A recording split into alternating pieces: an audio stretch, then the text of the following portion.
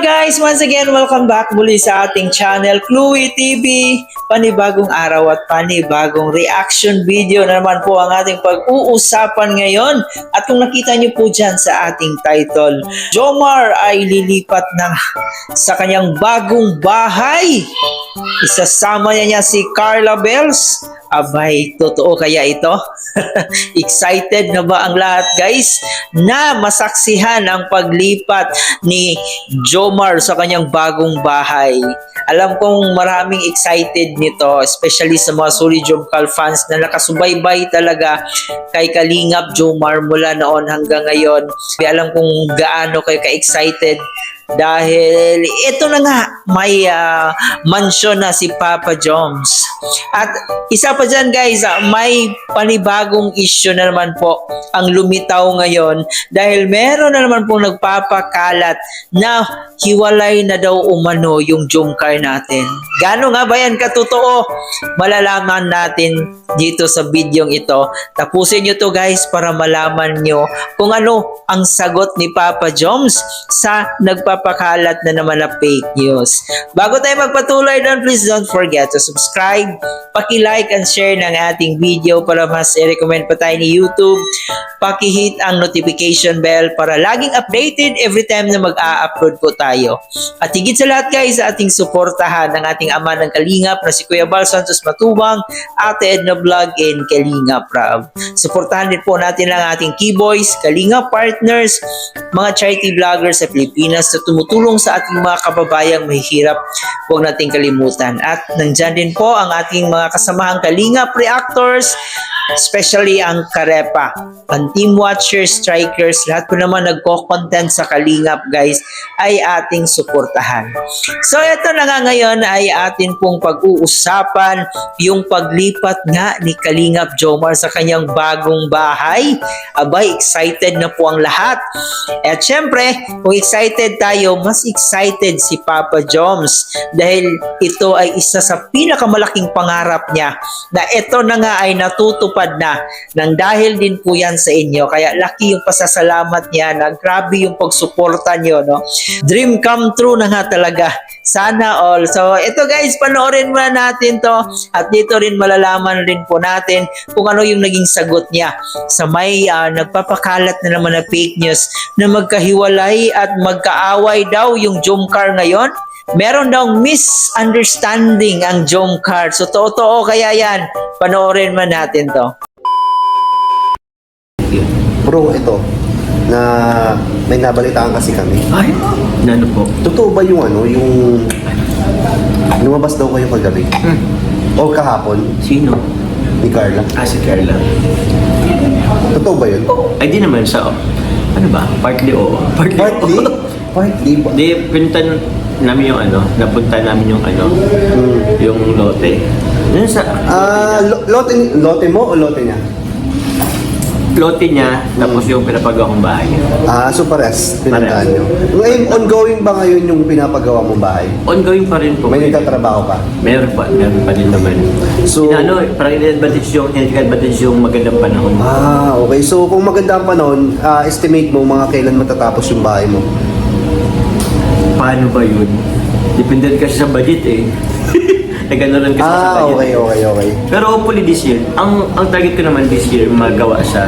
Hindi ko lang alam kung anong buwan kasi medyo tayo sa budget para titingnan pa. Pero yun, hopefully this year.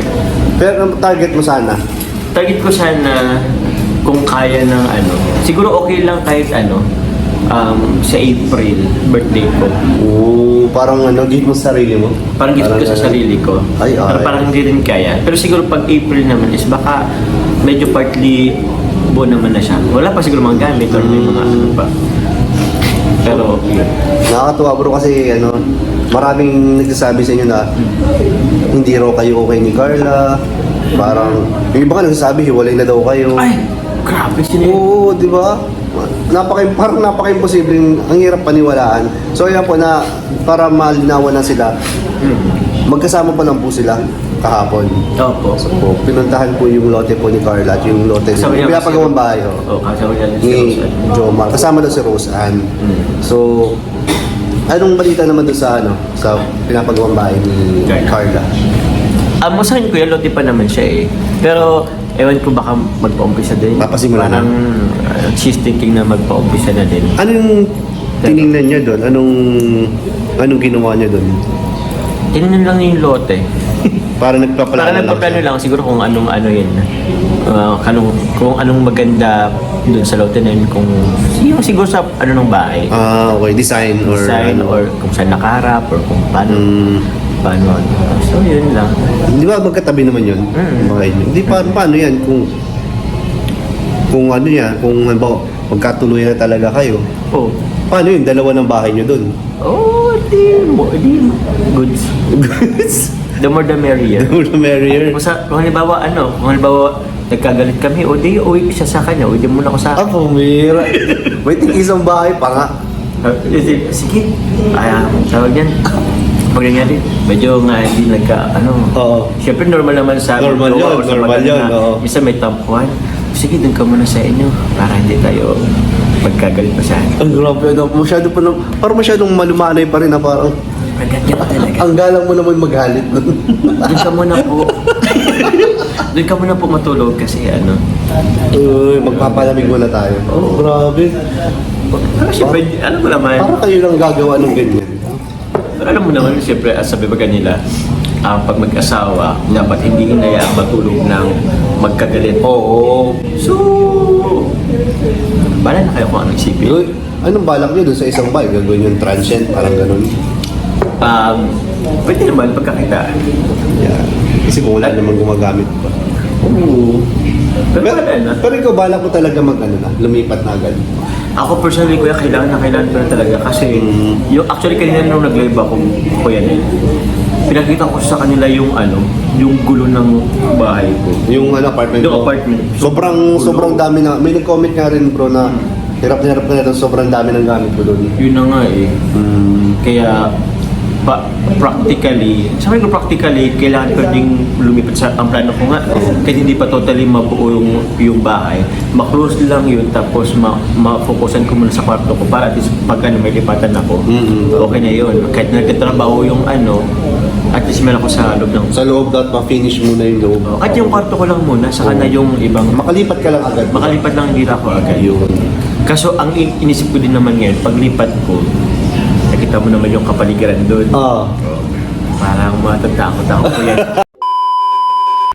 So dito nga po guys, nalaman po natin sa interview ni Kuya Nel yung kamusta na yung Jomcar ngayon. Ang tanong niya dito ay kung okay ba yung Jomcar.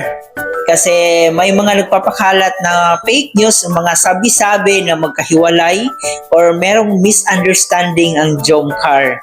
So ito naman guys ay syempre normal lang naman po na minsan yung magjowa, mag-asawa na merong hindi pagkakaintindihan, pero ang importante ay hinahanapan nyo ng paraan kung paano ma-resolve yung mga problema nyo. Ganun lang naman yun.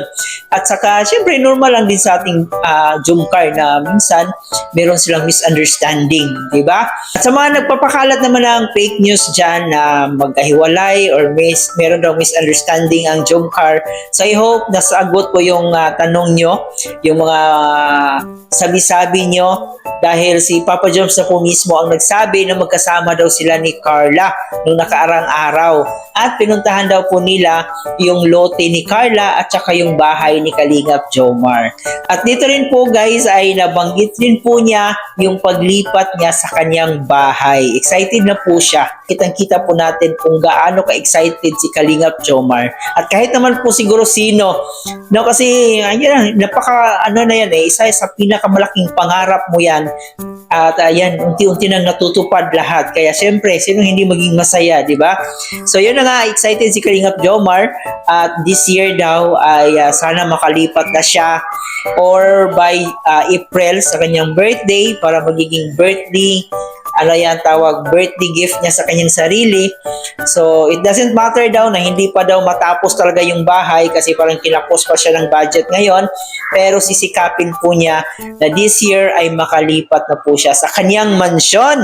At si Carla Bells naman ay nagpaplano na rin na papatayuan na rin yung kanyang lote.